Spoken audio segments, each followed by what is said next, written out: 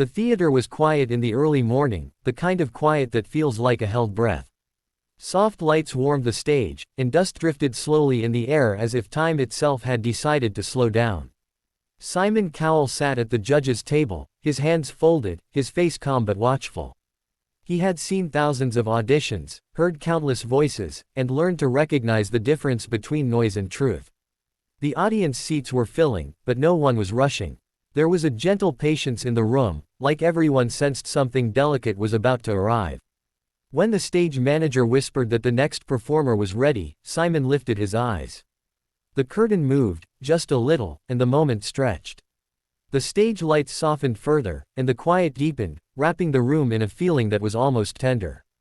A small child stepped onto the stage. She could not have been more than 9 years old.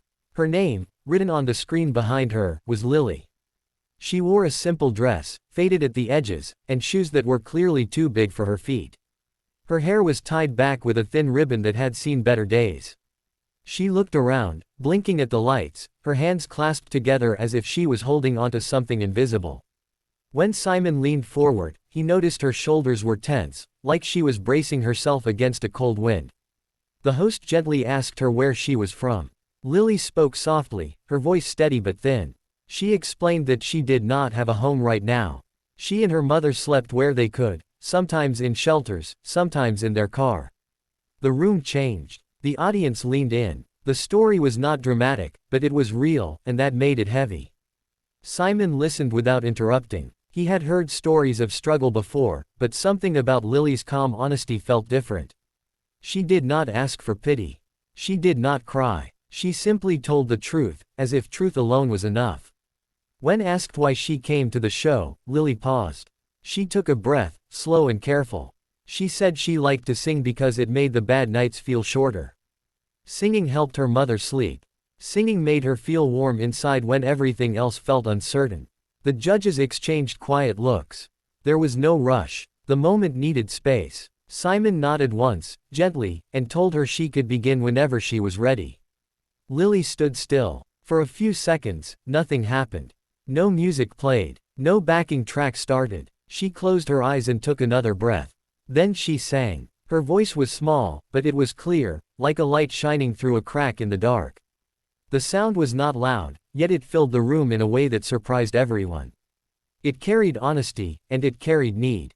In those first 5 seconds, Simon felt something shift inside him. It was not about perfect notes or big power.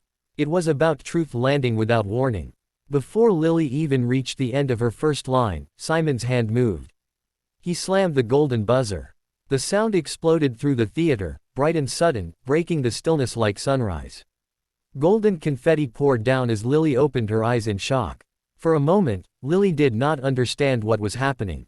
She looked around, confused, as gold fluttered around her like falling leaves.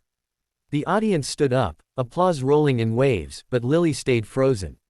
Her hands trembled. Simon stood too, his face open, his eyes wet. He did not wait for the music to continue.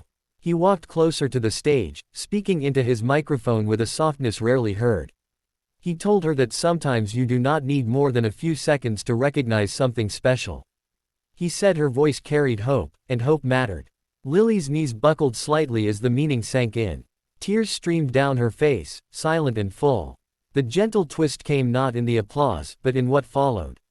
Simon asked Lily to sit on the stage steps while the confetti settled. He spoke again, not to the crowd, but to her. He said the golden buzzer was not just about a performance. It was about belief. He shared that when he was young, he had moments of doubt too, times when people told him he was not enough. He said that Lily's courage reminded him why the show existed in the first place. The audience grew quiet again, listening closely. Lily nodded, wiping her face with her sleeve. She said she just wanted her mom to be proud. The simplicity of that wish moved everyone. Backstage, Lily's mother watched through tears, her hands covering her mouth. She had worried about bringing her daughter onto such a big stage. She had worried about disappointment. Instead, she saw her child standing in golden light, recognized, valued, and safe for a moment. When Lily was finally escorted off the stage, Simon made sure to meet her. He knelt to her level, speaking slowly, carefully, promising that this moment was only a beginning. He did not promise fame or easy days. He promised support, guidance, and time. Lily listened closely, as if every word was a gift she planned to keep forever. In the days that followed, Lily's life did not change overnight. She still went to school when she could. She still shared quiet nights with her mother. But something had shifted inside her. She carried herself differently, standing a little taller. She practiced singing with more confidence, believing her voice mattered. People reached out to help, not because of pity, but because of respect. Simon checked in quietly, making sure promises were kept. He understood that real change was slow, built step by step, like trust. Lily learned that being seen did not mean being fixed. It meant being supported. When Lily returned for the live shows, the stage felt familiar but no less magical. She sang again, stronger this time, her voice steady and warm. The audience listened with the same quiet respect as before. Simon watched with a small smile, knowing the golden buzzer moment was not the end of her story, but the opening of a door.